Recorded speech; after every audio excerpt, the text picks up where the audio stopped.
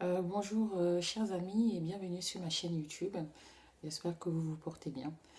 Je suis le Dr Manuel Akamsu pour ceux qui ne me connaissent pas. Voilà, aujourd'hui nous allons parler de l'accident vasculaire cérébral de type ischémique, c'est-à-dire de l'attaque cérébrale de type ischémique.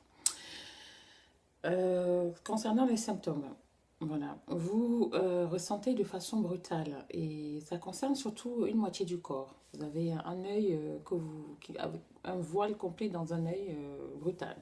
Vous pouvez ressentir une faiblesse dans le bras ou dans la jambe d'un côté. Vous pouvez commencer à avoir du mal à vous exprimer, à trouver vos mots, ou bien même à être compris par votre entourage. Quelquefois, vous pouvez avoir une commissure des lèvres, donc c'est le coin de la lèvre ici, qui va chuter. Voilà. Vous allez avoir même peut-être du mal à sourire ou à gonfler les joues. Voilà. Donc, tous ces symptômes qui vont apparaître de façon brutale, ce sont des symptômes d'alerte. Il est tout à fait possible que vous soyez en train de faire un AVC. Donc, qu'est-ce qu'il faut faire dans l'immédiat? Si ça arrive au moment où je vous parle, bien, vous arrêtez la vidéo et vous allez rapidement consulter.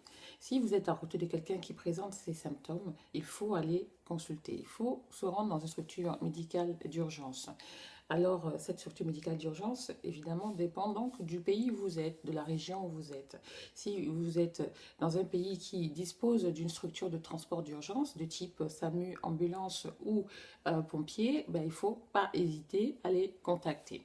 Si vous êtes dans un pays où vous ne disposez pas de ces structures, il faut vous rendre vous-même avec accompagner, aider, s'il vous plaît. Il faudrait que vous ayez de l'aide au sein de cette structure. Voilà, donc j'espère que j'ai bien dit pour l'urgence que tout ça a bien été compris. C'est très urgent. Voilà. Maintenant, qu'est-ce qui va se passer? Il y a deux choses qui peuvent se passer à la suite de ces symptômes. La première chose qui peut se passer, c'est que les choses vont s'arranger. Alors, vous aviez un voile dans l'œil, maintenant vous n'avez plus de voile dans l'œil. Vous aviez un bras qui était faible ou une jambe qui était faible, ah ben en fait maintenant il n'y a plus de souci. Ça s'est amendé dans les 5 minutes, ça a disparu ou même dans la journée, vous avez un peu d'engourdissement, mais bon, vous allez continuer à travailler, tout va bien. Et vous restez tranquille, vous dites, bon ben, j'ai mal dormi, ou j'ai eu mal à la tête hier, ou bien j'ai trop travaillé ces derniers temps, je suis un peu fatiguée, j'ai un peu forcé, voilà. Et en fait, vous vous rassurez faussement, parce que c'est une urgence, même si les symptômes s'arrangent, même si tout disparaît, s'il vous plaît, allez consulter, c'est quand même une urgence. C'est ce qu'on appelle une fausse alerte, c'est-à-dire que ça disparaît, mais en fait, les choses ça recule en fait pour mieux sauter, pour emprunter l'expression. C'est-à-dire que vous avez l'impression que ça va bien et que tout va aller mieux. Et en fait, non, ça s'arrête et après les choses vont s'aggraver dans une manière ou dans une autre. Voilà. Donc le deuxième cas, c'est voilà, les choses continuent. Donc ça, le premier cas, c'était les choses commencent à s'arranger. Donc vous êtes faussement rassuré. Donc il faut quand même aller. C'est une urgence quand même. Et le deuxième cas, ça va être le cas où les choses vont aller en s'empirant. Vous allez voir que votre bras est de plus en plus lourd, ou votre jambe est de plus en plus lourde. Les symptômes sont de plus en plus présents dans votre corps. Vous vous sentez de plus en plus mal. Et là, j'espère que vous serez déjà à côté d'une équipe de soins médicaux et qu'ils seront en train de, qu'ils vont s'occuper de vous. Voilà. Donc maintenant, nous allons voir à quoi est dû cet accident, cette attaque ischémique, cet AVC. Dans ce cas, dans le cas des symptômes que je viens de vous citer, en fait, il s'agit principalement, pas que, parce qu'il y a plusieurs causes, donc on va parler de la cause principale. Il s'agit la plupart du temps d'un vaisseau qui est bouché, et plus particulièrement d'une artère qui va se boucher. Donc, qu'est-ce qui va se passer quand l'artère va se boucher?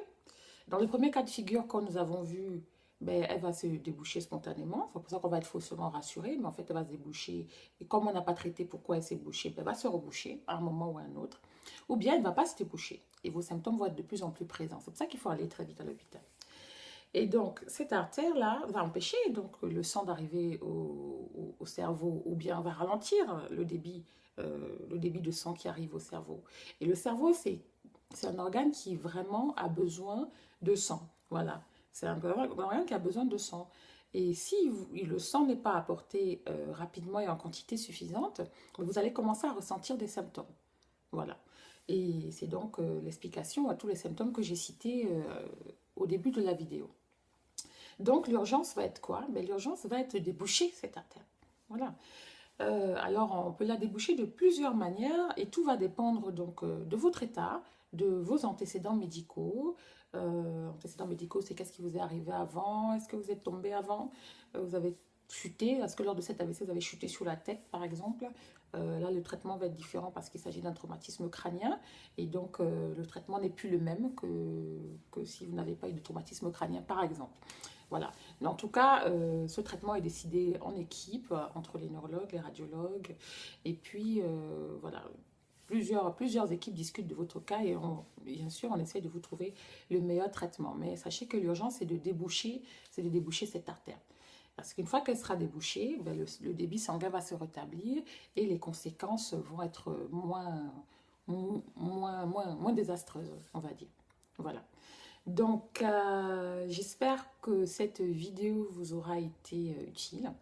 Dans tous les cas, je vous exhorte à partager à votre entourage et à vos proches parce que on ne sait pas, ce que les gens ressentent. Vous pouvez peut-être sauver une vie par le biais de cette information. Donc, n'hésitez pas. Voilà.